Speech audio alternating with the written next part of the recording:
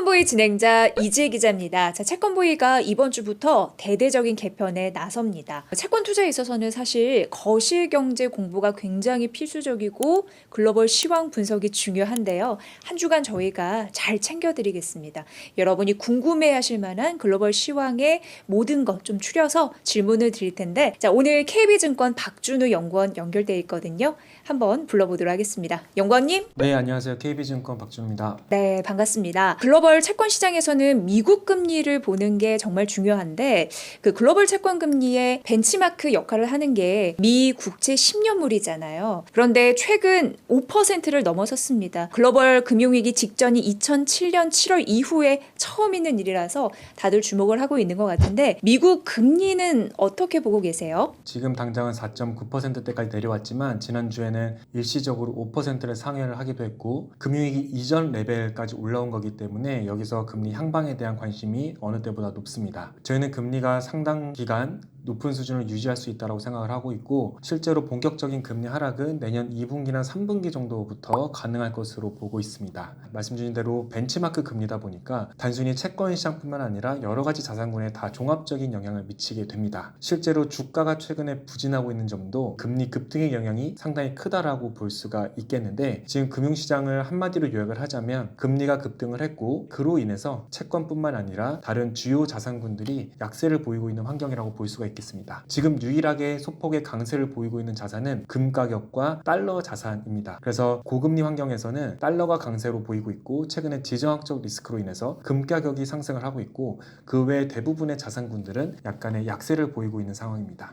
네, 미 국채 10년물은 장기물입니다. 만기가 긴 채권, 이걸 보면은 장기 금리가 치솟는다는 걸 이걸 좀 불안해하지 않나 투자자들이 이런 생각을 하게 되는데, 그래서 더 높은 수익률을 요구하는 것 같고요. 그래서 또 금리가 치솟지 않나 이런 생각이 듭니다. 어쨌든 미국의 재정 적자 위험이 커지면서 이런 현상이 나타나는구나라는 걸 좀 느낄 수가 있습니다.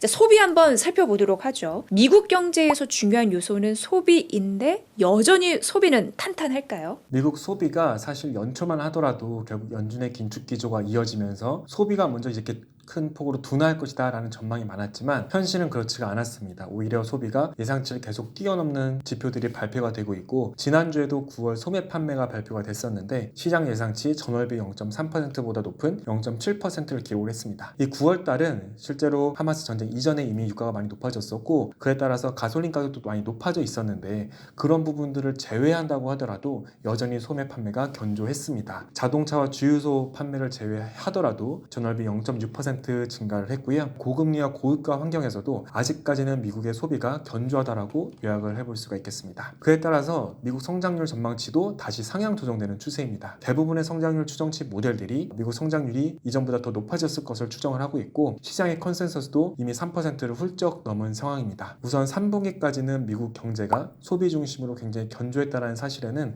큰 변함이 없을 것 같습니다. 미국 경제가 침체될 것이다 라는 가능성은 일단 낮아지는데, 뭐 수급적인 요인 이런 부분이 금리 상승 그 여건을 좀 받쳐주나 라는 생각을 하게 됩니다. 어쨌든 미국 경제는 괜찮다라는 느낌은 있는데, 근데 반대로 부동산은 울상이라죠. 이거 어떤 상황입니까? 부동산 시장이 중요한 이유는 결국 부동산을 더 많이 지어야 건설 경기가 화랑을 잇게 되는데, 지금은 정반대의 상황이 나오고 있습니다. 주택 가격은 오르고 있지만 건설 심리가 굉장히 나빠지고 있거든요. 그것을 알 수 있는 것이 이제 NAHB 주택시장 지수입니다. 건설업자들의 심리를 보여주는 건데, 최근에 건설업자들의 건설 심리가 3개월, 4개월 연속으로 하락하는 모습들이 나타나고 있습니다.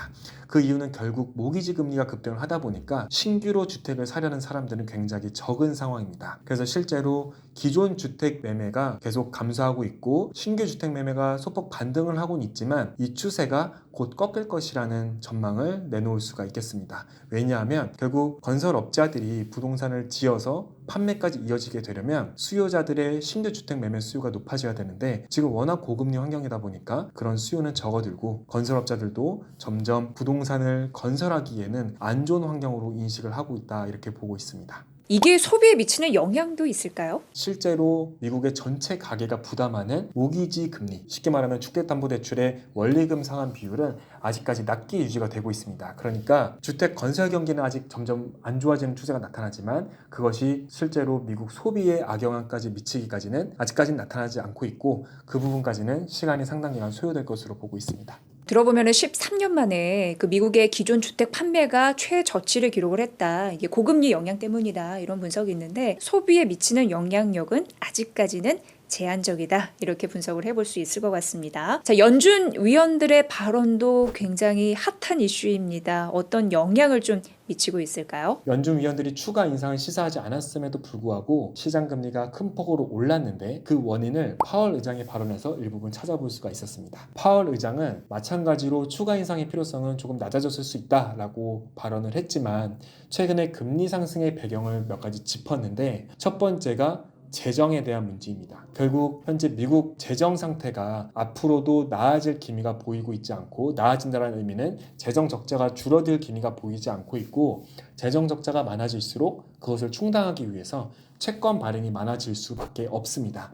그러니까 수급 차원에서 국채에 되게 부정적인 요인이고요. 또 다른 한 가지 파월 의장이 얘기한 것은 이 양적 긴축에 대한 내용입니다. 다른 연준 위원들도 내년 혹시 기준금리를 인하하더라도 가지고 있던 채권 규모를 줄이는 양적 긴축은 지속할 수 있다라고 발언을 했는데 저희 KB증권도 같은 의견입니다. 양적 긴축은 내년에 계속 지속될 수 있다라고 보고 있고 이런 부분들도 사실은 수요 차원에서 미국 국채에 대한 수요를 줄이는 요인입니다. 결국 재정 적자가 많아지는 것은 국채 공급 증가, 연준의 양적 긴축은 수요 감소이기 때문에 이러한 수급 이슈가 최근에 미국 금리 상승에 영향을 줬다라는 것을 파월 의장조차도 그렇게 판단하고 있다 볼 수가 있겠습니다. 그래서 지금 경제 혹은 미국 금리를 볼 때는 당연히 경기와 물가도 중요하지만 이러한 미국의 재정 상황, 연준의 배차 대조표 정책 이 부분들까지 함께 봐야 최근 미국 금리의 상승 배경과 전망까지 가능하다 이렇게 보고 있습니다.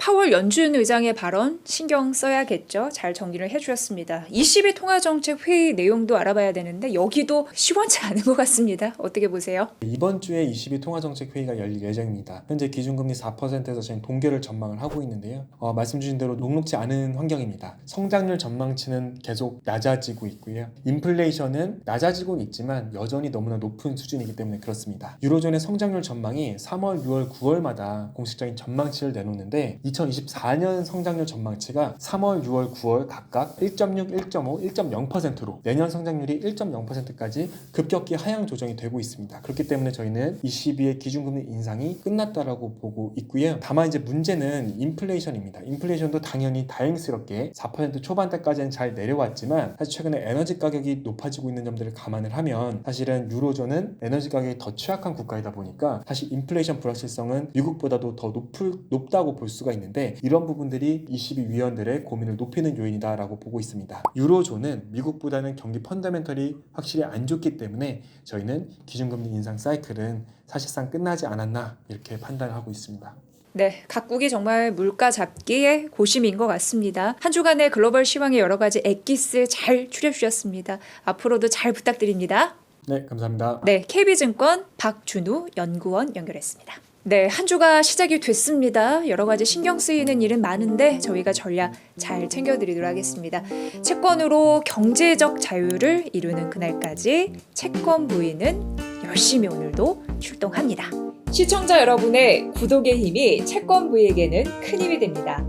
기존 영상과 추천 영상에도 좋아요 부탁드립니다.